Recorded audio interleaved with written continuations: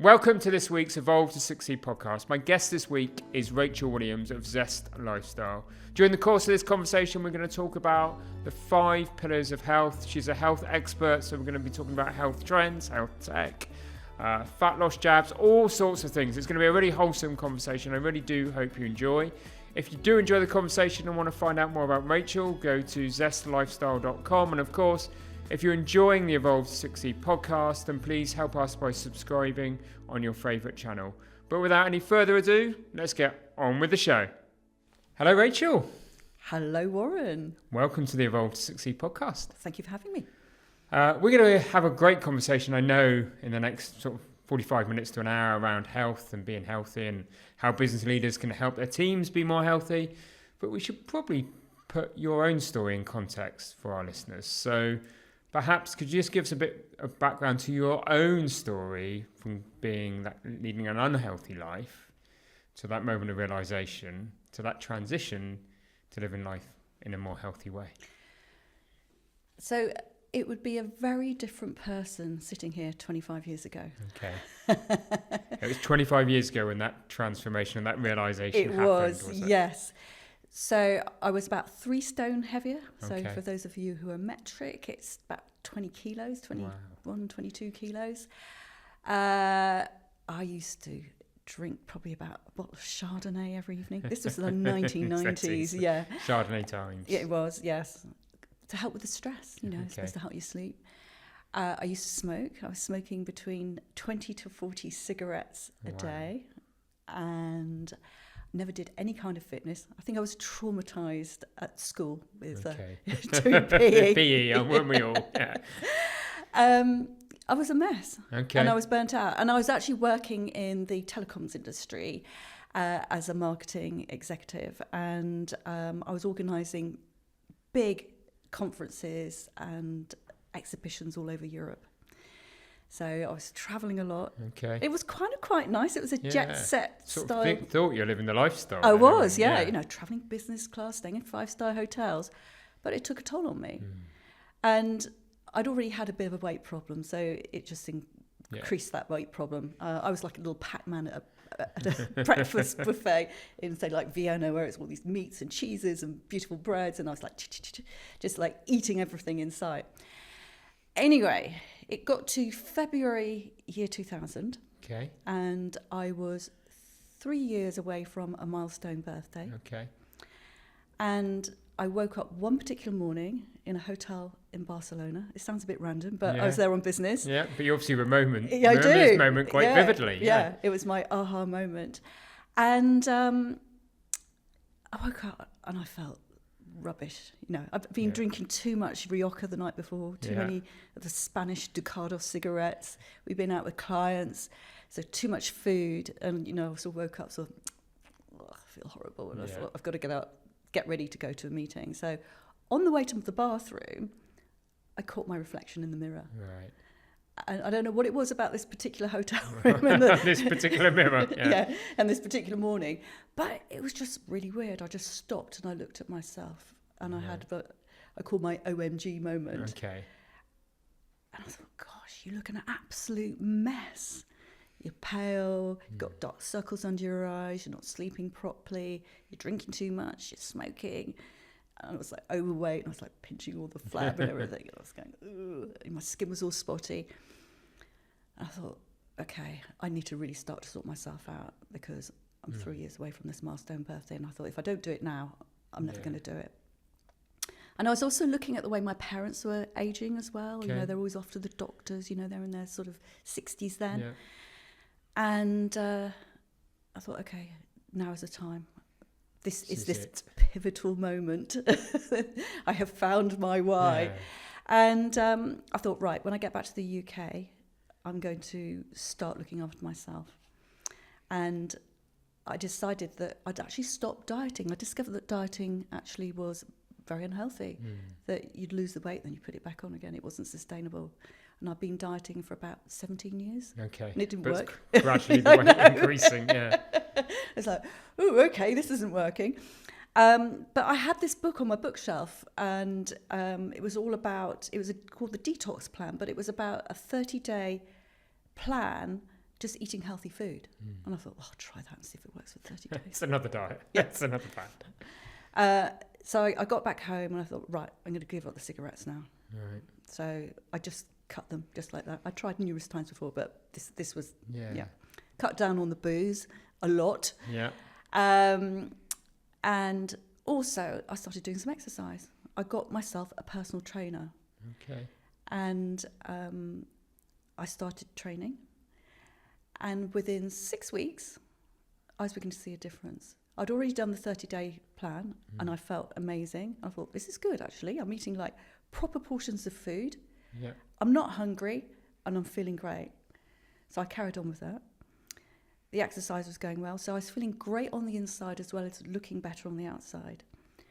And then I became more productive at work because I was working fewer hours because I was getting more done. I had more energy. I thought, this is great. So I just carried on. And within 6 months, I think I lost most of my weight. Okay. And then fast forward 3 years, I was having a conversation with my massage therapist.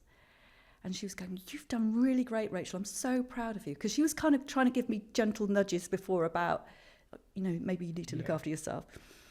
And she said, I'm so proud of you. And I said, yeah, I know. Everybody keeps asking me how I made my transformation. I said, do you know what? I said, the amount of advice I give people, I should get paid for it. And she goes, well, why don't you? I said, what do you mean? She said, well, why don't you become a personal trainer?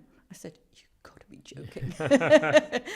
And I said, that is just not on the agenda. She said, no, you'd be really good at it because you'd work with people exactly like how you were, and you could help them and transform them. Been on your own story and your own journey, and exactly. people would therefore relate. Yeah. So I thought, okay. She said, and you're really interested in food. You trained in hospitality. You're a trained chef. You have a vested interest in nutrition. Why don't you do sports nutrition or something like that as part of your course? I went, okay. She said, well, what about, you're really good with people, you listen well, why don't you do some kind of coaching or mentoring, stress management? And I was like, okay. And within 48 hours, I found all the courses that I needed to do. So it was just like, I was right on it. Yeah. And so that was February 2000, rewind. That was in 2003, about February 2003. And I started doing the courses probably about April time, Easter time. Okay. So I was still working in a full-time role, but during all my holidays and weekends and in the evenings, I was training.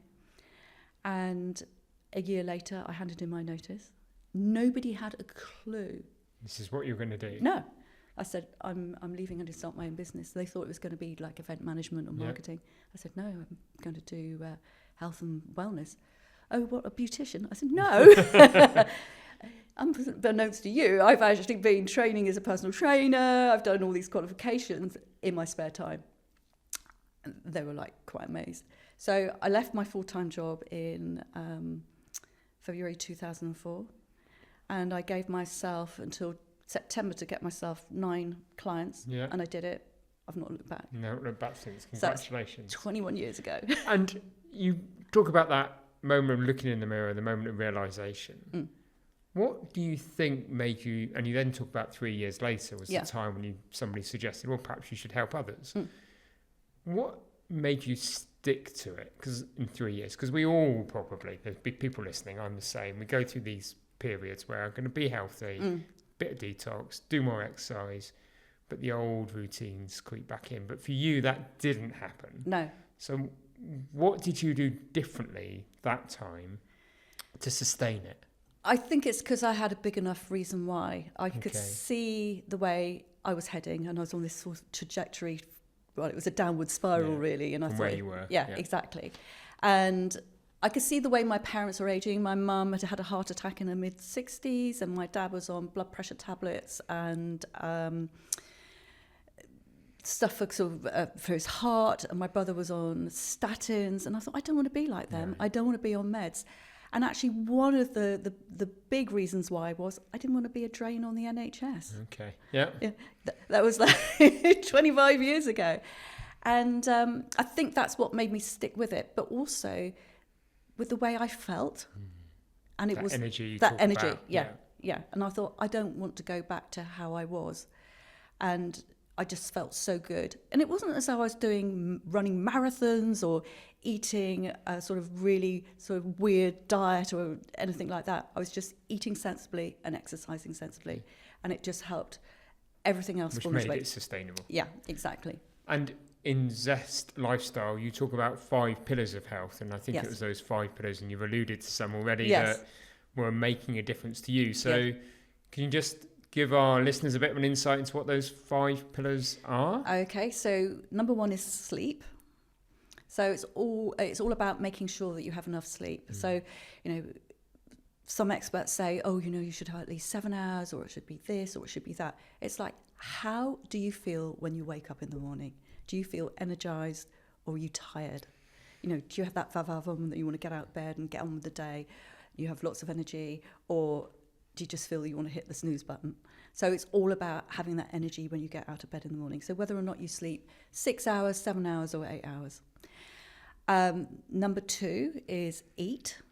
And that's all about eating a healthy diet. So I'm very much the 80-20 rule. Okay. Actually, everything's 80-20 in my life. So 80% healthy and 20% enjoy. We're on the things. Yeah. Exactly. We're only on this planet for a short amount of time. So enjoy it, while you're here. So that means eating foods, eating plenty of healthy protein and vegetables and fruit, a little bit of carbohydrate. Minimizing ultra-processed foods because they are bad news. Yeah, I'm sure we'll come and talk we will be talking more about that in a moment. But that was the big thing that changed for me was, just eating healthy protein. And then number 3 is move. So that's all about physical activity. Yeah. So I talk about the 4 S's with movement or physical activity. So that's strength, stretch, stability, and sweat. Okay. 4 S's. Yeah. That's right. I'm glad I managed to remember them all as well.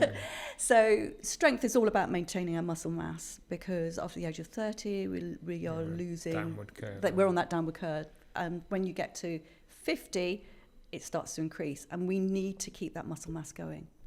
And, as we get older, we want to be able to prevent falls and, all sorts of things like that. So that's strength. Stretch is all about doing things like yoga and Pilates. We need to make sure we're stretching our muscles and keeping them flexible. Stability is all about, again, doing things like yoga, balance, standing on one leg. It's training your body in fall prevention. Yeah. And then sweat. It's good to sweat because we detox when we sweat. Yeah. And a lot of people don't like sweating. But it is really good for you. And even if you're just doing brisk walking and you're sort of working, you're getting a theme here. There's a lot of what you talk about is about, again, it's that sustainability thing. You're not talking about doing any of this in excess or to an extreme. Yeah. These pillars are things just to introduce and be sensible with it. Exactly, yeah. So number 4 is think. So that's about mental wellness. So that is managing your stress and burnout prevention. And then number 5 is pause. So this is the time that we take out to reset and recharge, re-energize. So I always talk about a mobile phone, that we look after our phones. We always make sure that the battery's always topped up. We plug it in every night or whenever. When it's getting low, we recharge it. Humans are really bad about doing that for themselves. So we need that recharge time.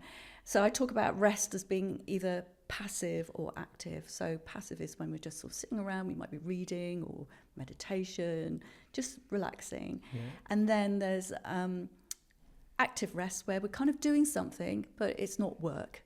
Okay. It could be a hobby or an interest or the other things we love to do in life. Exactly. Yeah. And can we just read it? Because the first 3 are the 3 that perhaps, somebody that talks about lifestyle, you'd expect people to hear about, you know, the sleep, the eating, the exercise, but it's quite interesting for you to talk about, the think and the rest piece. So can you explain a bit more detail about, in particular, the think piece? Yes. And what does living healthily mean in that regard? Yeah, so it is all about living a life in balance. And we have quite sort of stressful lives sometimes, and it is managing that stress, and it's recognizing when you feel stress.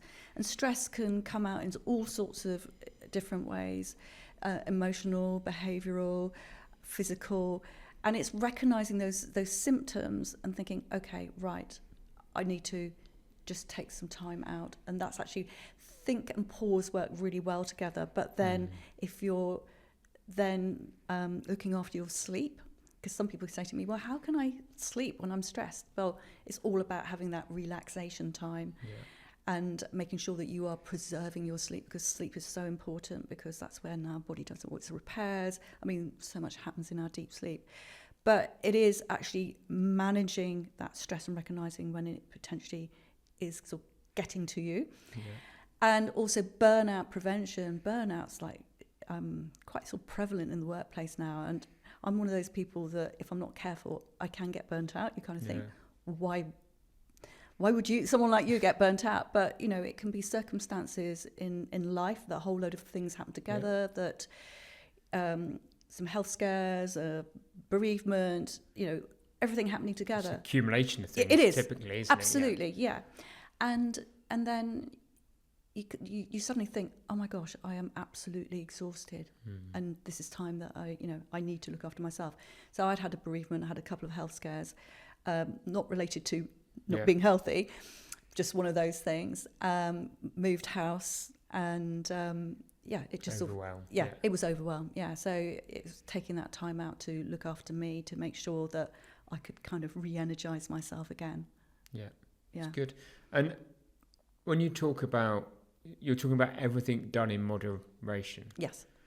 So you're not an evangelical that, you know, people, thou shall eat this, thou shall eat that. You've talked about the 80-20, thou shall not drink at all. You're just saying do everything in moderation. Yes. And predominantly live that healthy lifestyle. Exactly. So the way my life works most of the time is during the week, Monday to Friday, lunchtime. It's like I'm on it. I'm following my own rules or my own guidelines. And then Friday evening through to Sunday, it's, you know, I relax the rules and I enjoy life. You know, I enjoy a nice wine and I enjoy some nice food.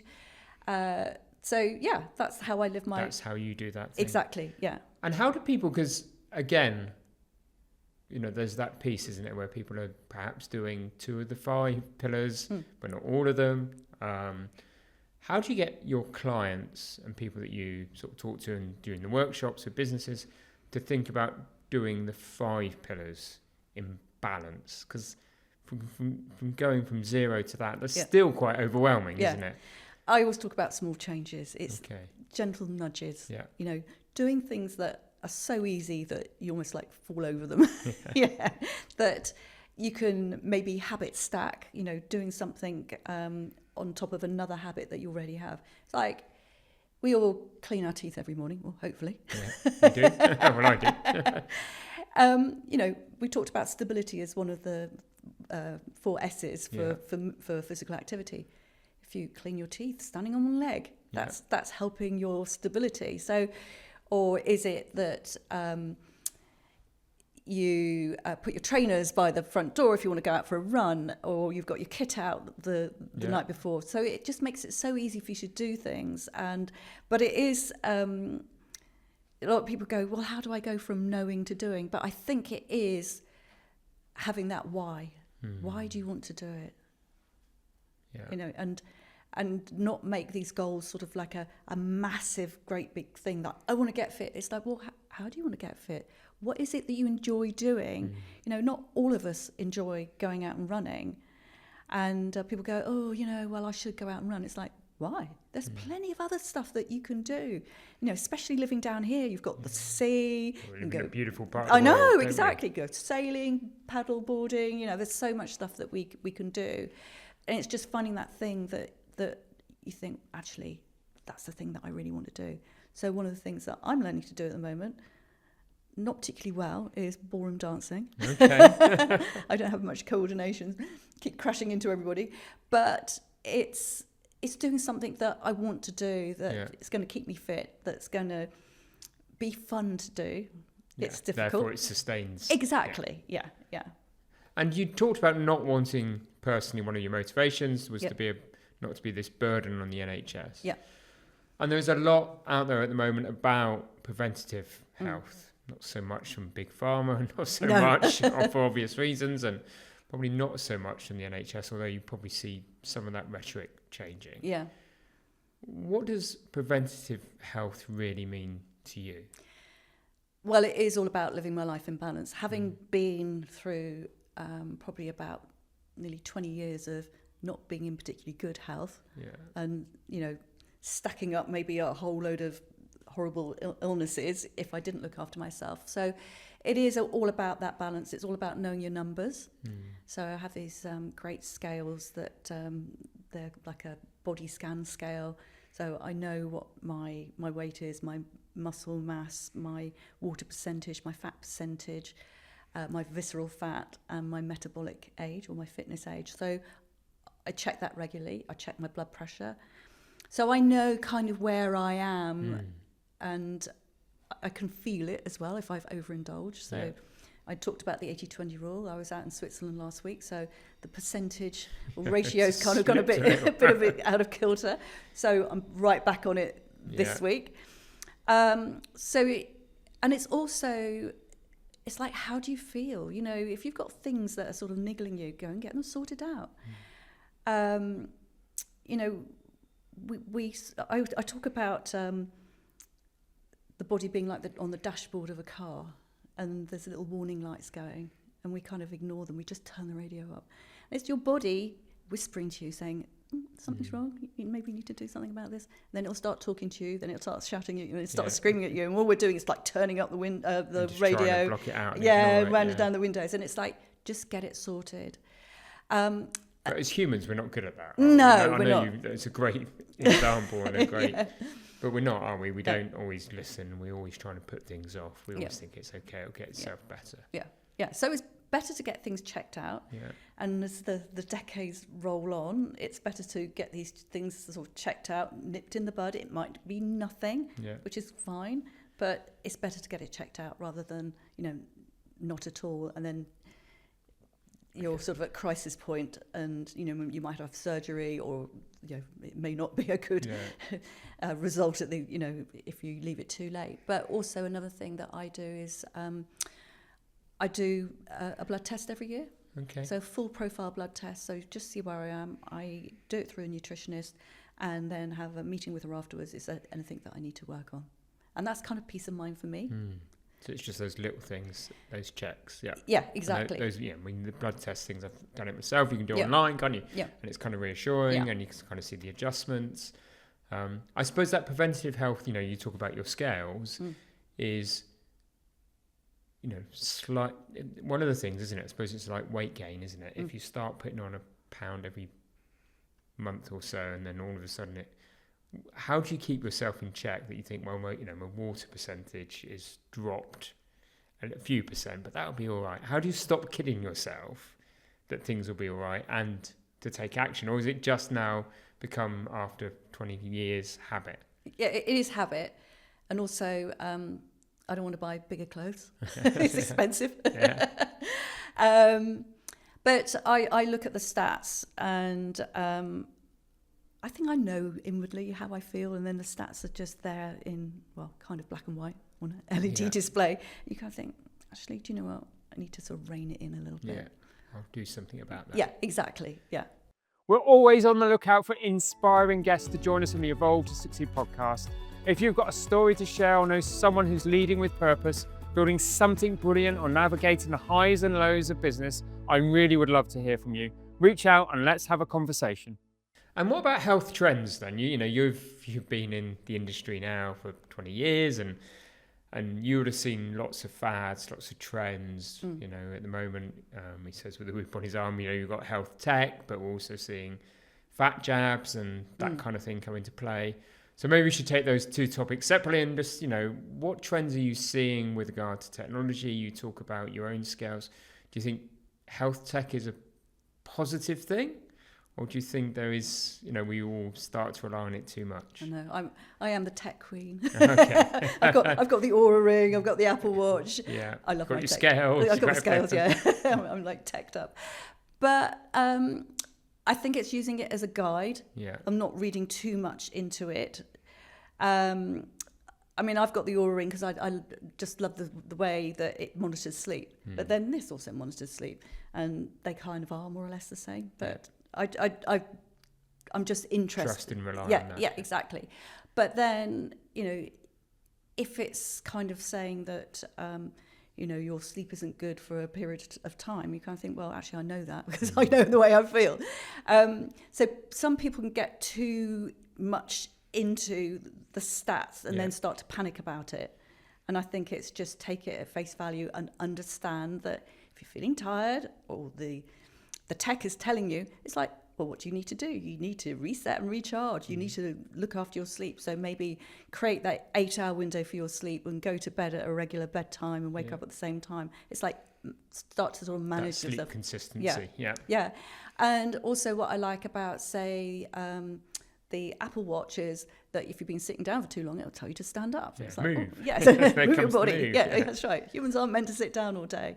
So I love the tech and I love what it does, and but it is kind of take it at face value. And then we were going to talk about the fat jabs. Yeah. So what's your view on those? Because you're somebody that's advocating this 5 pillars of health, healthy living, and all of a sudden there is, if you read the media and all that, this miracle cure that we can all just, do what we want, have a jab, everything will be okay. So you must have quite a strong opinion on this. I do. Go for it. Well, at first I was thinking, these are terrible because I put the hard yards in to eat healthy. Well, why weren't these around 20 years ago? I know. But when I sort of read into it a little bit more and you look at the side effects and all sorts of things like that. So it doesn't work for everybody. And then the side effects don't agree with everybody. So I have a very sluggish digestion, and one of the side effects is constipation. So it's like, well, that's not going to work, is it? It's going to help me lose weight. So therefore, I could potentially, if I did do it, I could have some serious side effects. Yeah. So talking about side effects, you've got diarrhea, constipation, nausea, vomiting, potentially. Not everybody gets these.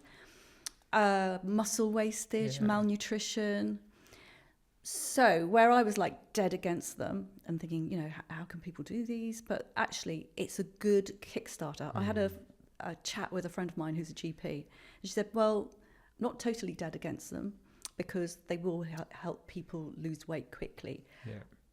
But when you come off them, you're going to get that hunger back, because what they do is control your hunger hormone, ghrelin, and also your blood sugar levels, insulin. So as soon as you come off, unless you have learned to eat a healthy diet, your behaviour. Yes, you have to change your behaviour, or the weight's going to go back on again. And we don't know long term, potentially what the side effects are. So I don't know whether we're sort of delaying something that in 20 years' time, that, people who've suffered from malnutrition by not eating a proper diet, it's affected their bone density. Muscle wastage, we've talked about keeping your muscle mass going. So it's important that you also do exercise. So I'm going to say it's good as a Kickstarter. I think when we were talking about this in a meeting a few weeks ago, we know people who've had side effects from it and they can't sustain it. So it's like, well, you have to go back to healthy lifestyle, eating a healthy diet. And that's one of the things that comes back to that. Pharma might do a job for you, but it's not preventative, is it? No. And you've got to then use it as your Kickstarter, as you've said, and adopt the 5 pillars of healthy lifestyle, do the other things. Absolutely. And long term, how long can you take these drugs for? So I was doing a bit of research, and it's between 2 and 5 years. Okay. So within that 2-year period or that 5-year period, it's like, well, make the change, adopt a healthier lifestyle. Brilliant. Okay. So are you seeing other trends in the sort of health lifestyle sector at the moment? What else are you seeing? Mental health, I think, is a really important one. So I work with what I call mental well-being. So I just talk about stress management and burnout prevention, or helping people who've got burnt out. But I think there's a lot of anxiety as well, particularly with the world that we're living in at the moment. There's a lot of uncertainty. And I sort of look at the way that, how I've sort of grown up, and we haven't been in the situation the world's been in as it is today. And it is quite frightening, actually. So when I'm talking to people about anxiety, it's like, what can you control? Yeah, control the controllables. Exactly, yeah. So I think mental health is a real big one. I think Gen Z or Gen Z, however they are actually sort of coming along and sort of being a lot healthier. Okay. So they're drinking less alcohol. Yeah. But then we've got this whole thing with ultra processed food. Yes. So, which is, don't get me started on ultra processed food. Basically, food companies do not have our best interests at heart. So it's highly addictive, which is why we've got this weight problem in this country, in the States, well, globally, really, in terms of people just eating ultra processed food. And what's happened is the food companies they manipulate the flavors and the textures, so we just want more of it. And it's food that's not naturally found in nature. So our brain, or our sort of dopamine center, what's that hit? And we're just completely addicted to ultra processed food. So I try and avoid it at all costs. Completely. As much as I can. Yeah. So one of the things that I have, which I guess you could call it a health trend, is it's an app called Yuka, Y-U-K-A. So I think it's originally French, actually, and you can scan the barcodes on food, and you can see how healthy it is, or how many nasties there are in it, and it will give it scores of excellent, good, poor, bad, and then very bad. Don't eat. Ding, ding, ding. I know. Well, I was quite partial to a Magnum. Okay. That must be on the very bad. It's like 0 out of 100. So I stopped eating those, and I've swapped to Yo Valley organic vanilla ice cream, which is, I think it just is in it's in the greens. Yeah. But yeah, I mean, when you scan things like mayonnaise and all sorts of things like that, you think, oh my God, this food is just full of rubbish. And then another thing that I'm a big advocate for, which I've actually done myself, is Zoe, the Zoe program. Okay. So, is he Professor or Dr. Tim Spector? So this is where you've probably seen people with the glucose monitors on their arm with the yellow plaster. So for 2 weeks you wear a glucose monitor, then you eat these horrible cookies, which I think they're like blue. You're not selling it at that point. I know. You only have to do it like for a day or 2 meals, but they're full of science. And markers. So you eat them and try not to throw up. But then they put markers into your body, and then the next day you do a blood test, and you also do a stool test. Send all that off, and the results of the glucose monitor as well are going straight through to their wherever, their platform or whatever. And then you get back all your scores. Okay. So it will tell you how your body processes fat and sugar. Mine does it fairly well, considering I have actually naturally high cholesterol, which is a 40 gene. It's nothing to do with my diet. And then it will tell you what your gut score is. And so it is really. And does it help you tell you what you can and should eat, and what suits your body style and all of those? Exactly. Kind of so things. I found out, surprisingly, that my gut score is very bad. Not because I'm eating an unhealthy diet, but I realised I should be eating more fermented foods. So things like kimchi, kombucha, kefir, sourdough bread, or sauerkraut, so things like that. So I've been working really hard over the past 12 months to increase my... Shift that dial. Yes, so I'm waiting for them to come out with on the Zoe program that you can just do a retake of the gut score so that I can just see how well I've done. But it's another good example, isn't it, about how tech and there's been an advancement and we can use it and we can adapt it. Absolutely. And we can become more knowledgeable, but clearly you'd advocate, start with those pillars. Yes. Do the simple things. Yes. Small steps at a time. I'm quite interested, you've talked about high ultra processed foods, and I think that's one of the reasons why you would say this is happening. But there's been, I think in the Financial Times, the New York Post, I think there's been recent articles that are starting to say, there is the generations that come through might be the first generations to live shorter lives, and definitely we're all in, particularly perhaps our generation compared to our parents, we're going to live more lives unhealthy. Yes. So I have some interesting stats for you. Okay. So the average life expectancy of a man is 79 and a woman is 83. The average, so this is the country as a whole.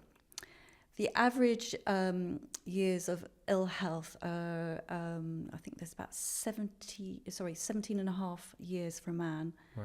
And 19.1 for a woman. Okay.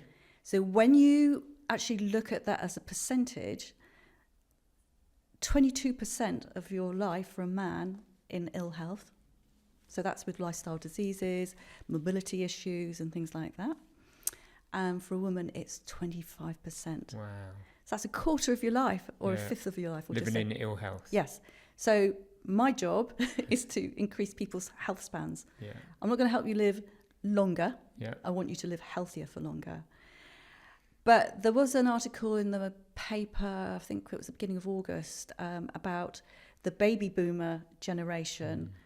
So that is from 1946 to, I think it's 1964, that some of those people are going to be living longer and healthier. So they'll probably beat that trend, those statistics that I just quoted. Because when you look at them, they are looking younger than maybe what their parents did at the same age or their grandparents. Yeah. That's when they say the 50s the new 40 and the 40. Exactly. Yeah. So I can use myself as an example because I will fess up to my age. 70, no. Surely not.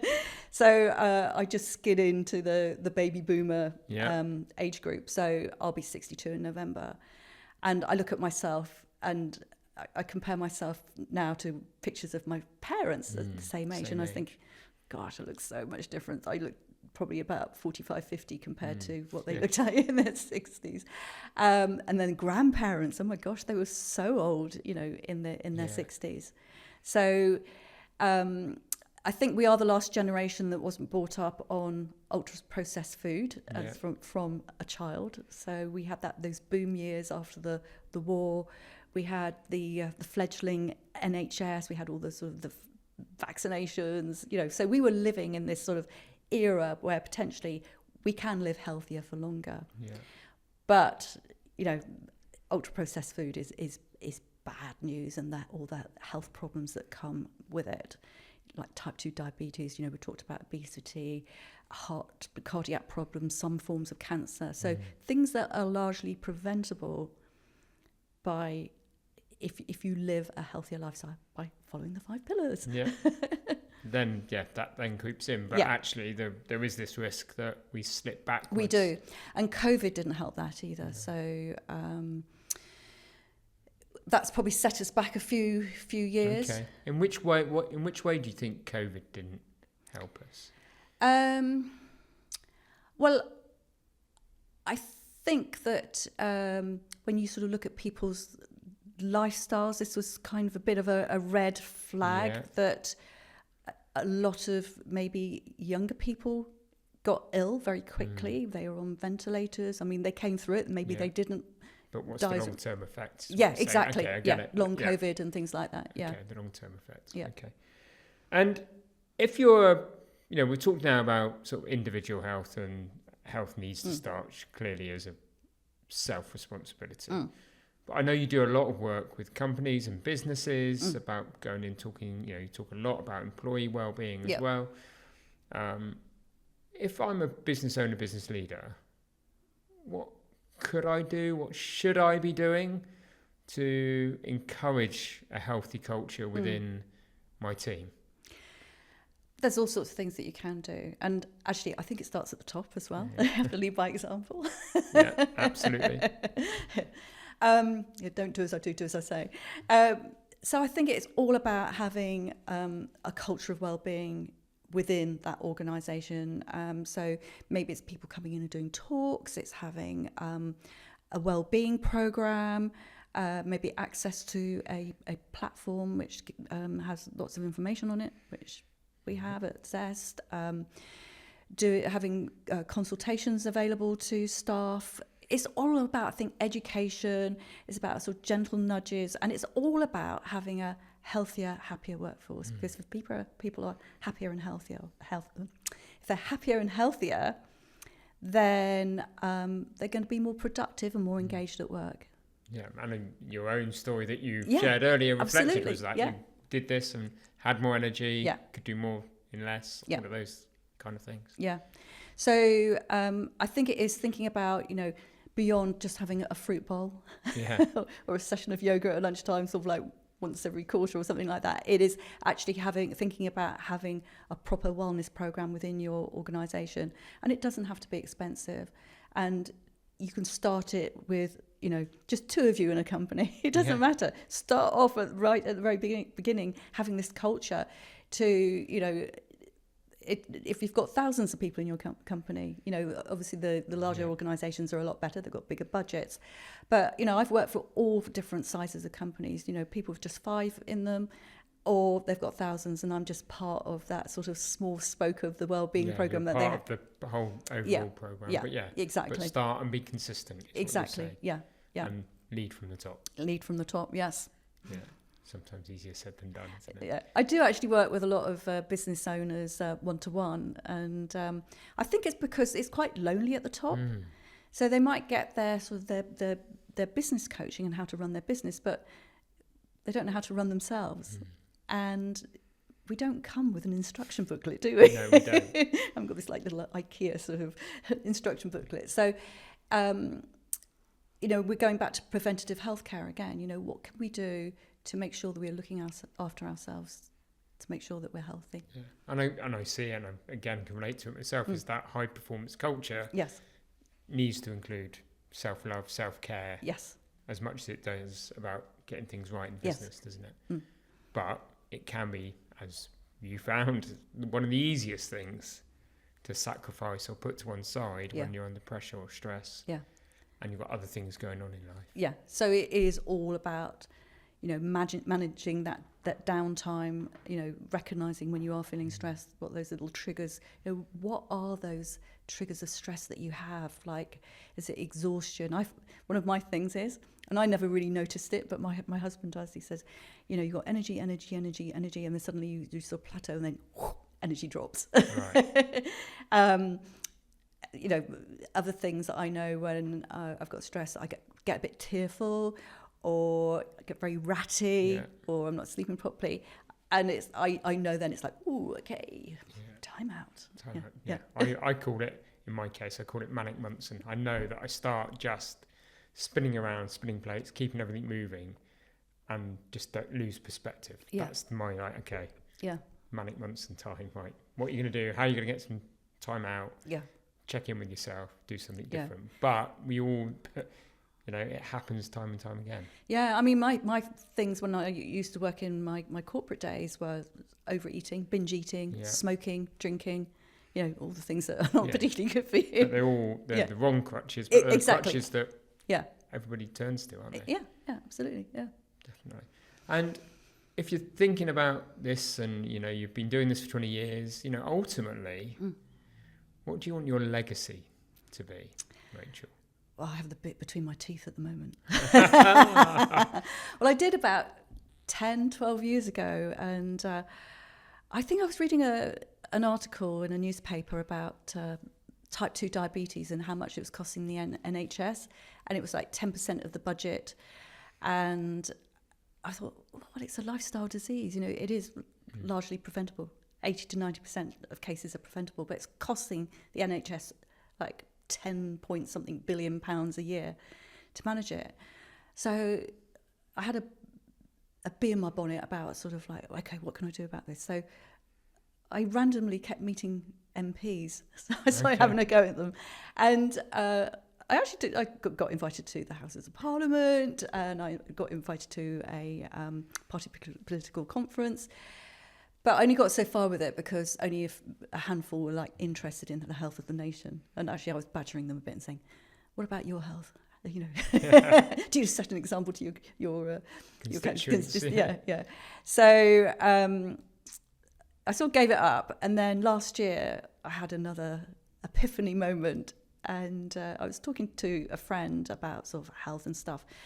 And she was like, oh, you need to do something with all this knowledge. And I said, well, I tried to do it 10 years ago. She said, well, why don't you let's like work on it together. So we let the ideas percolate. And then somebody else came up to me and said, oh, Rachel, have you heard of the Blue Zones? I went, yeah. He said, have you seen that series on Netflix? I said, no. I said, I'll watch it because I've read a lot about it.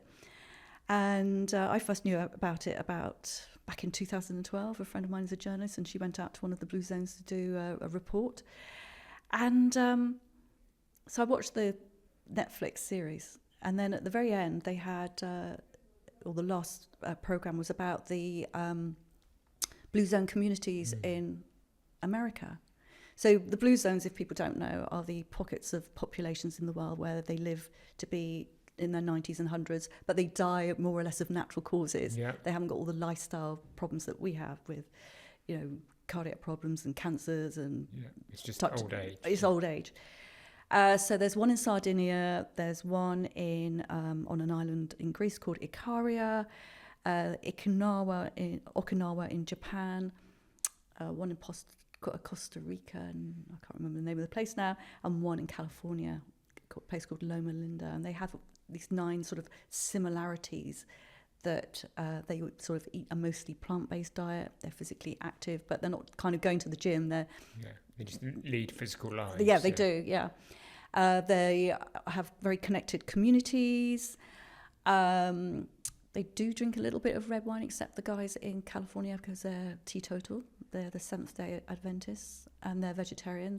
The other populations do eat meat and fish in small amounts. So there's like all sorts of different things that sort of bind these. But some commonalities that bring these Blue Zones together. Exactly. They live life with purpose as well. Yeah. And so the guy who discovered the Blue Zones, a guy called Dan Beutner, who was a National Geographic researcher, sort of did these TV programs, he wrote all these books, and then he set up these Blue Zone communities in the States. And I thought, oh my God, this is it. Let's like merge the 5 pillars with the Blue Zones. So I did actually get in contact with them. They never replied, saying, can we have one in the UK? So I thought, okay, you've not got back to me. I'll start my own then. I'll do my own. So Zest Nation, so my business is called Zest Lifestyle. So Zest Nation has now been conceived. And so the way I want it to work is, as I say, combining the 9 sort of principles of the Blue Zones together with my 5 principles. You sort of merge them together, create a framework for organisations that they can have within their organisation for their employees, and then something that will help those employees then spread it out to their communities as well.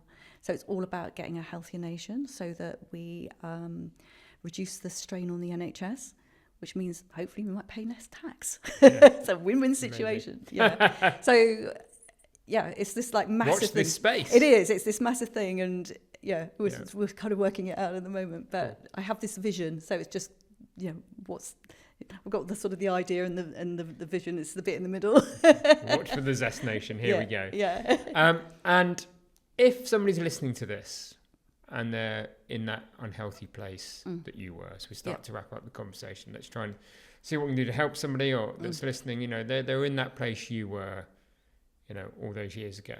What's the one thing? What's the first step they should do? I always say that it used to be sleep, because sleep is really, really important. But I think I started with just improving my diet, and it's just focus on maybe reducing the amount of ultra processed food that you're on or you're eating, and then eating protein with every meal, healthy protein. So, if you're not vegetarian, then meat, fish, shellfish, poultry, and then eggs, nuts, seeds, pulses like lentils and chickpeas and all sorts of things like that. If you go to the Zoe website or the Zoe Instagram page, you can find plenty of really delicious recipes. So it's all about making healthy, tasty food. Yeah. So, but start off small. Maybe it's just swapping out one meal a week and just gradually build it up. Just make it easy for yourself, or get some help. That's another way of doing it. But take the small steps. Yeah. Don't try and think, going to do everything at once. No, I mean, I kind of did that when because I guess I reached rock bottom, and it was like, right, I'm going to give up smoking, I'll do this, do that. But and making sure you're eating enough vegetables as well. So on the Zoe program, they talk about eating 30 plants a week. So 30 plants a week. Yes. Okay. It sounds like it's a tough mission, but it's not as bad as like the 5 a day, So it's 30 plants a week. So that can include spices and herbs as well. So having a variety of food in your diet, don't just eat the same thing, and having a bit of fruit. I say no more than 3 pieces of fruit a day, because fruit's full of sugar. Yeah. And people, when they start to go on a health kick, they start to get healthy, they're going, right, I'm going to make a smoothie, and they put punnets of blueberries and strawberries and God knows what else in, because and it's like overloading the body with sugar. So it's like, cut the sugar.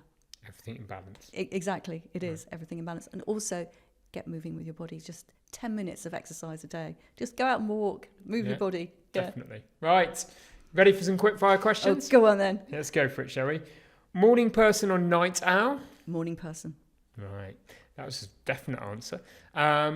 Which of your own 5 pillars do you struggle with the most? Ooh.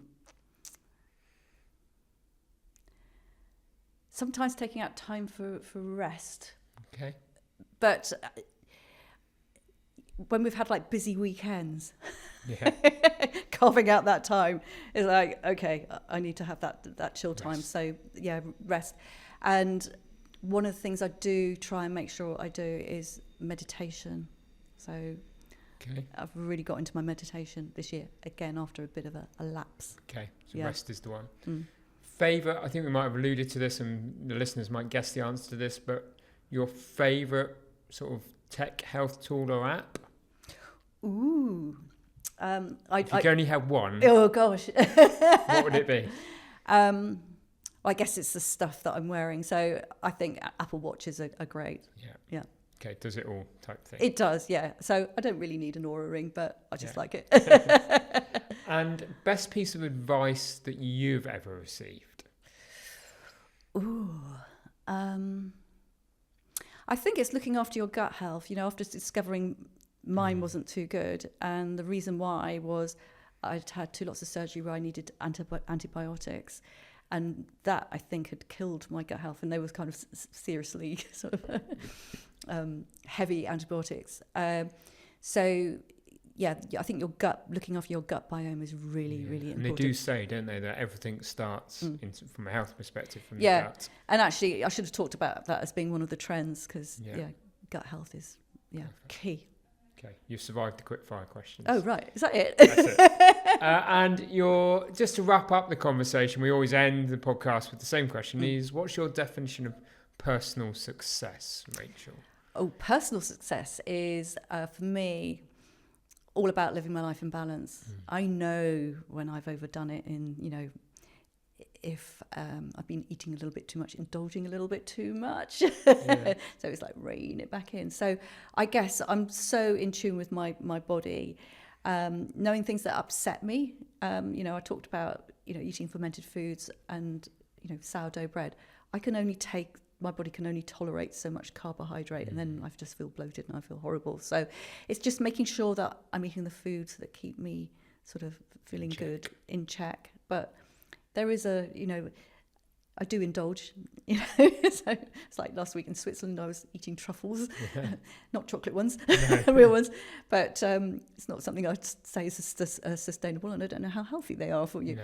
But I'm making sure that I'm keeping within the 4 S's for my physical activity. So it's not all about sort of being at the gym where I don't actually go to a gym and have to work out my own sessions. I can't do that. I hate gyms. So I've got a gym where it's personal training sessions and there's 6 of you in a group. I love that because I get told what to do. Yeah. I'm a personal trainer, but I cannot train myself. Keep yourself disciplined. Yeah, but it's making sure that, I'm doing sort of yoga as well to keep myself stretched and the stability and things like that, because I really feel it in my body if I'm not doing that. Looking after my sleep. Sometimes we don't sleep well, if you're away and certain hotel room beds aren't comfortable, it disrupts your sleep. So making sure that you're getting your sleep back on track. So that's really important for me. So it is all about that balance. It's like, piece. I'm like a racehorse, finely tuned. And our listeners, I'm sure, are going to take a lot away from this. One of the things that's a reminder to me is those 4 S's is that do lots of cycling, do lots of CV kind of activity, but actually should be doing some more strength, should be doing some more stability stuff. Yes. Because as you get older, you're right, they're the things that you lose. Yeah, exactly. But I do the thing I enjoy the most, and actually some balance. So I've taken something away from this podcast. I'm sure our listeners have. Thank you for being a great guest on this podcast. Thank you for having me. Wow, what a wonderful and insightful conversation with Rachel Williams of Zest Lifestyle there. So many more things for us all to take away. And I just hope from listening to that podcast, there's one thing that you're going to take away. As I alluded to in the conversation at the end, for me, it was those 5 S's. I'm great at doing the sweat piece, but really, am I doing enough of the stretch and stability and all those kind of things? So that's my takeaway. But maybe you should just think about what's your takeaway, find an accountability partner, and commit to doing something different to make your own life healthier. And then what can we do as business owners and leaders to help our teams live healthier lifestyles? So if that's what happens as a result of this podcast, it'll be a success. Hope you're really enjoying the podcast. If so, please do help us by subscribing